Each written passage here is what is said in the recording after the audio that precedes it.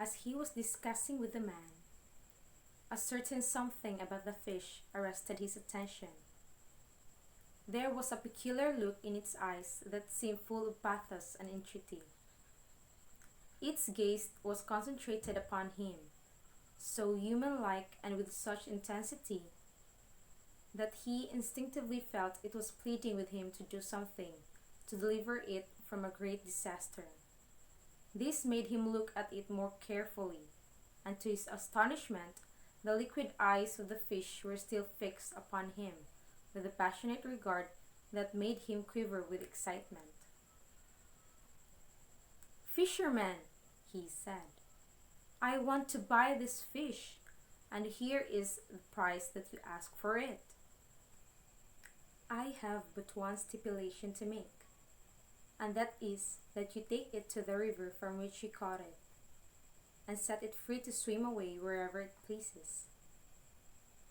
Remember that if you fail to carry out this part of the bargain, great sorrow will come upon you and your home." Little did either of them dream that the fish was the presiding god of the river, who for purposes of his own had transformed himself into this form, and who, while swimming up and down the stream, had been caught in the net of the fisherman. After traveling for some hours, Kwang-Jui and his wife came to the bank of a considerable river, where they hired a large boat to convey them to their destination. The boatman they engaged was a man of very low character. He had originally been a scholar and of good family, but utterly depraved and immoral. He had gradually sunk lower and lower in society, until at last he had been compelled to fly from his home to a distant province, and there to engage in his present occupation in order to earn his living. The large amount of property which Kwang-Jui had with him seemed to arouse the worst passions in this man. And while the boat was being carried along by a fair wind and a flowing tide, he planned in his mind how he was to become the possessor of it. By the time that they reached the place where they were to anchor for the night, he had already decided what measures he should adopt.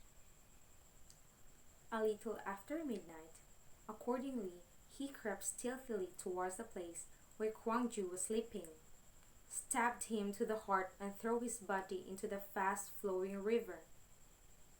He next threatened the wife that if she dared to utter a sound, he would murder her also and send her to join her husband in the land of shadows. Paralyzed with terror, she remained speechless, only a stifled sob and groan now and again breaking from her agonized heart. Her first serious idea was to commit suicide, and she was preparing to fling herself into the water that gurgled along the sides of the boat, when she was restrained by the thought that if she destroyed herself, she would never be able to avenge her husband's death or bring punishment upon the villain who had just murdered him.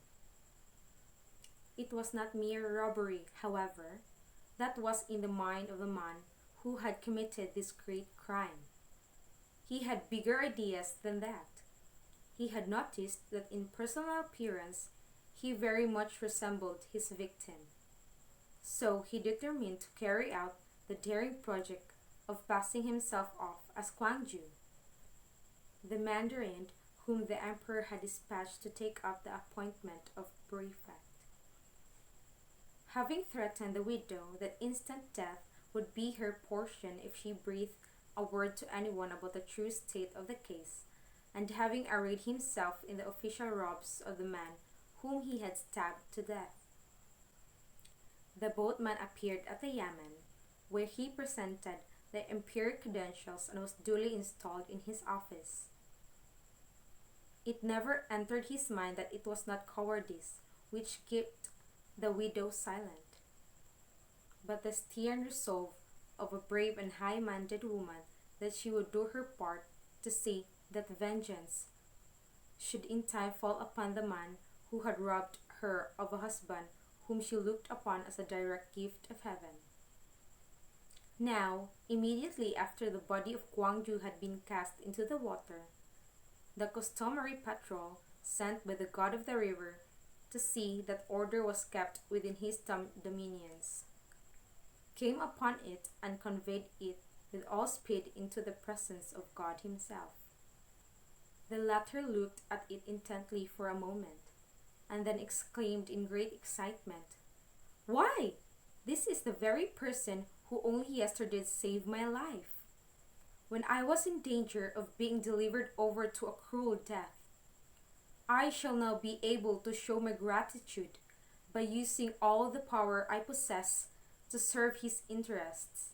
Bring him to the crystal grotto," he continued, "where only those who had distinguished themselves in the service of the state have ever been allowed to lie.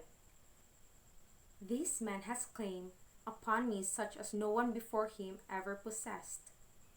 He is the savior of my life, and I will tenderly care for him until the web of fate has been spun, and the vengeance of heaven having been wreaked upon his murderer, he shall once more rejoin the wife from whom he was been so ruthlessly torn." With the passing of the months, the widow of Kwang-Jui gave birth to a son, the very image of his father. It was night time when he was born, and not long after his birth, a mysterious voice which could not be traced has been distinctly saying, "Let the child be removed without delay from the yamen, before the return of the prefect, as otherwise its life will not be safe." Accordingly, on the morrow, the baby, about whose destiny even heaven itself seemed concerned, was carefully wrapped around with many coverings to protect it against the weather. Inside the inmost dress, there was enclosed a small document telling the child's tragic story and describing the danger from a powerful foe which threatened its life. In order to be able to identify her son, it might be after the lapse of many years. The mother cut off the last joint of the little finger of his left hand, and then, with tears and sighs, and with her heart full of unspoken agony, she took a last, lingering look upon the face of the little one.